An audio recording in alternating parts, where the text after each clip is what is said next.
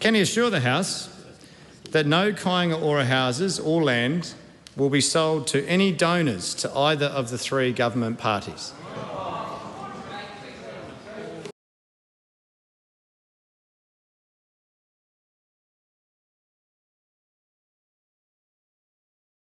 The Honourable Kieran McAnulty. Thank you very much, Mr Speaker. Is it his intention to reduce the social housing waitlist not by building houses, but instead, as frontline providers have stated is the actual case with emergency housing numbers, by manipulating the numbers? No, that's not the intention. We will build more social houses. Tell you one thing we have done is really try to get to grips with the way in which the register interacts with people who are actually building the houses.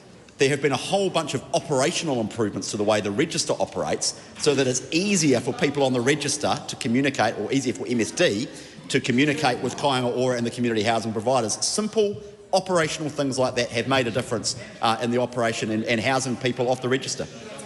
Supplementary. Does he agree with Andrew Crisp, Chief Executive of the Ministry of Housing and Urban Development, who said that, quote, both the register and people that apply does not represent effectively severe housing deprivation, end quote, and if so, how can he stand in this House and celebrate numbers going down when he knows from frontline providers and his own ministry the need is actually growing? Two points. Firstly, he's not the minister. He's not the chief executive. He's left. Secondly, he is right.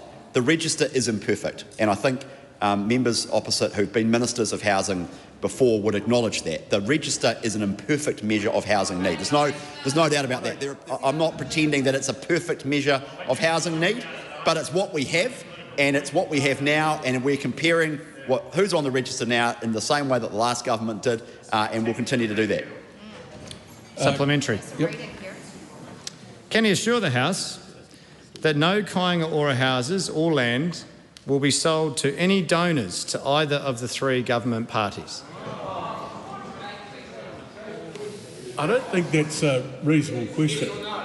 No, it's not a reasonable question for the Minister to answer. That would imply that the Minister is aware of how other parties are funded. It's not a reasonable question, nor is it in the bounds of ministerial responsibility.